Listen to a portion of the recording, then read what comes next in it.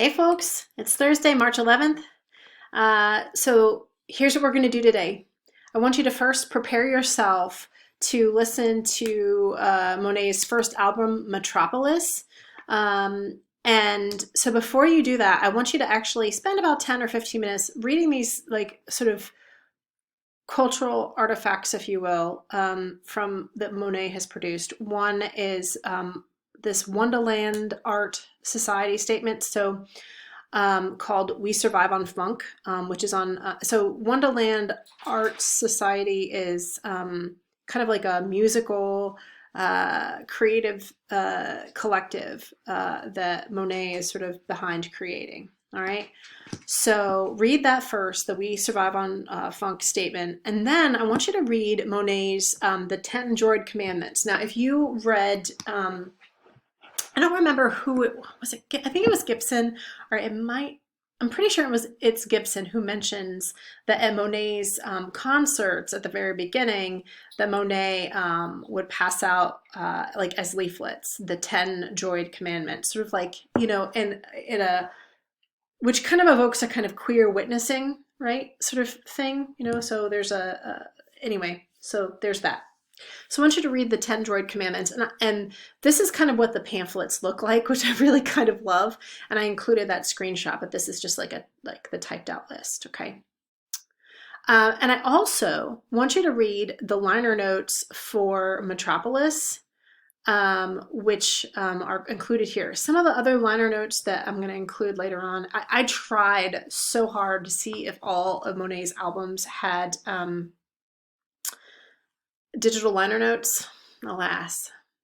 I bought all the albums hoping that was the case, but some of them don't have digital liner notes. I think the first two do, but anyway, some of them are photocopied, right? Librarians, they're the best. So, but these ones are like the cleanest, like crispest looking because they're not like a photocopy, they're a digital copy. So read the liner notes, and that's really important because Monet's albums are kind of like a sci-fi immersive story, right, with characters. And so it is going to help you to understand what's going on in Metropolis by reading her/their liner notes. Okay, so there's that. Read those. In task 2, I want you to make some note of some intertextual references. And I actually do the labor of summarizing a lot of this for you so that you don't have to. But these are the things that some cultural artifacts that Monet is like purposefully making nods to. So one of them is this German cult classic. Man, I watched this in German class when I was a child. So my undergraduate degree's in German. Anyway, no, I'm not German. I just was like, I want to be a translator. Anyway, I digress. So this is like this German cult film. Not like it's a cult, but like it's a cult classic. Black and white, old film by this German director, Fritz Lang. It's kind of a critique of capitalism, and it's called Metropolis. So I have summarized the really wild plot of Metropolis, and then I also linked to the silent film on YouTube. So what I would do is just kind of like read this and then just kind of like hop around in it, and don't spend over 5 minutes just playing around in the video, just to kind of understand what is happening here, but also really kind of make note of even the visual connections, because Monet is also borrowing even from the graphic design around there. The next thing that Monet is making a nod to is Brave New World, which is this book by Huxley. Some of you might have read it. If not, this kind of, there's like this basically YouTube Sparks Notes version. It's 10 minutes. I would not listen to it at speed. I would speed it up to like, I don't know, 2 times the speed. But just to give you an idea, I wouldn't worry about it too much, but there's that. All right, and you can kind of read my description of that. Also, Monet makes a lot of references to this book called Do Androids Dream of Electric Sheep, which became this sort of like cult classic Blade Runner.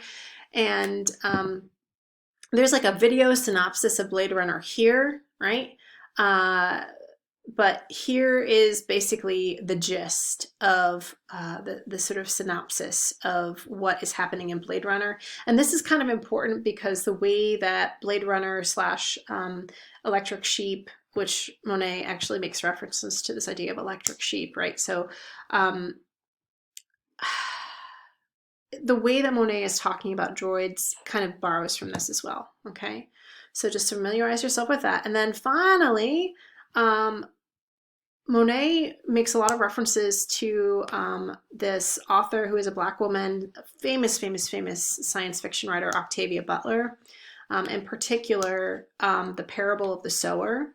And so there's a video kind of synopsis of The Parable of the Sower.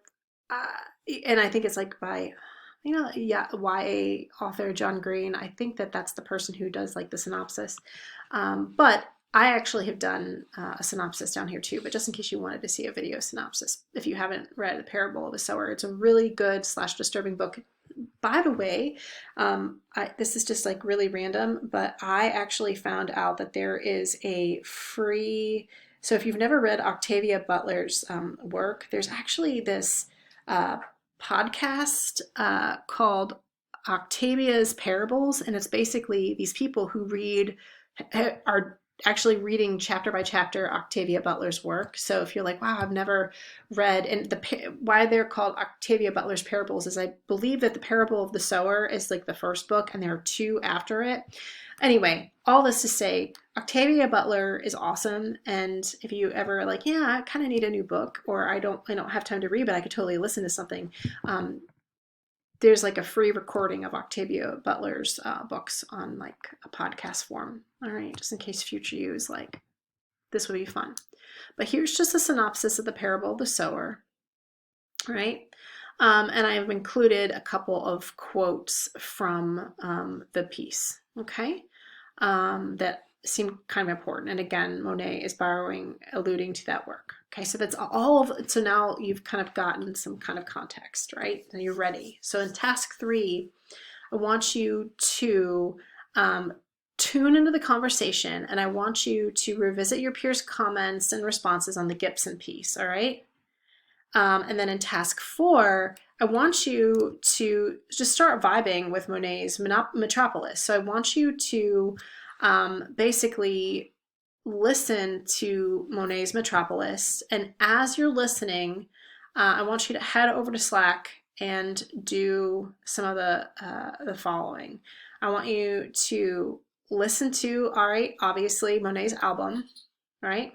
I also want you to read Monet's lyrics, which I have pasted for you in this document so that you can, I think that that's helpful. And then I want you to watch Monet's video, Many Moons, all right?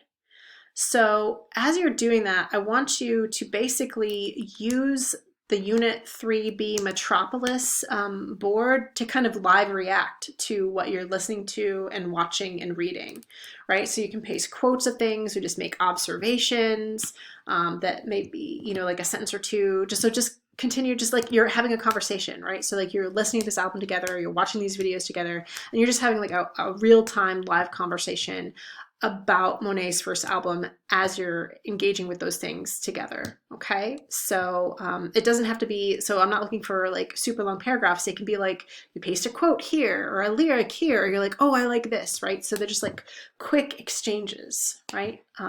So there's that. Think of it like a Facebook Live video or something like that. That's kind of what I'm getting at, that kind of live response. That's what I'm trying to cultivate in this channel, the Unit 3B Metropolis channel. Okay, so that's what we're doing in class. For homework, I want you to read Cox's Decolonial Queer Feminism and Donna Haraway's A Cyborg Manifesto. Now, let me explain myself. A Cyborg Manifesto is a really famous piece of feminist theory that's talking about cyborgs, right?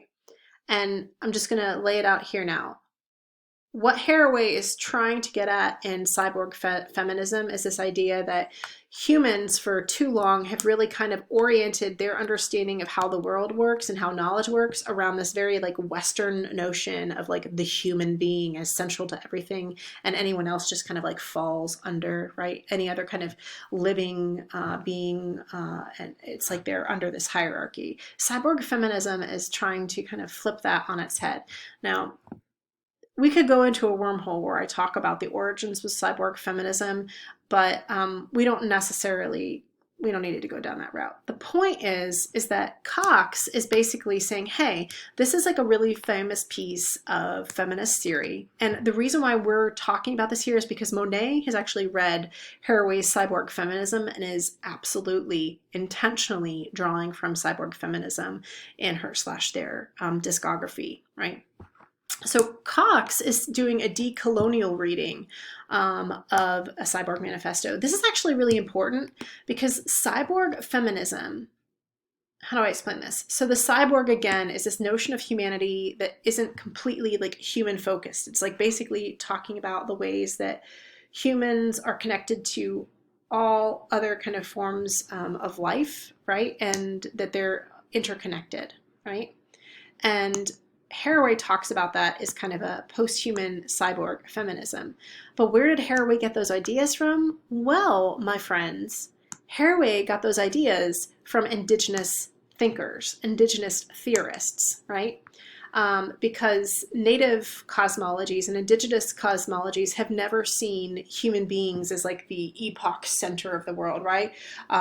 A lot of native cosmologies are seeing our connections to the, not only our connections, but our obligations to the world around us. So that, for instance, water is sentient and is a society, right? That human beings have treaties with, right? And they kind of affect each other. Soil is living and sentient, right? And so it's like this understanding of the world and human beings is not like this apex, but like in relationships with other societies of living beings, right? That Western society doesn't see as like sentient or societal, but indigenous cosmologies does. So Haraway kind of pulls from indigenous thinkers to write her sort of cyborg manifesto. And so many years later, Cox is saying, hey, I want to kind of back up and talk about the really interesting decolonial thinking that Haraway is doing in this piece. Okay, so you won't have to have read Haraway's Cyborg Manifesto to understand what Cox is talking about, okay? Because I've kind of explained it to you, right? And this is the reason why I want you to go ahead and read Cox's piece is because next week we're going to be like kind of doing some fun artwork where we're going to be just kind of like using Donna Haraway's Cyborg Manifesto is like this like canvas to do some creative like artworky type things. And so it's going to be really helpful for you to understand what's significant about what cyborg is doing, or cyborg feminism is doing. You got me, right? Okay, cool. That's what we're doing.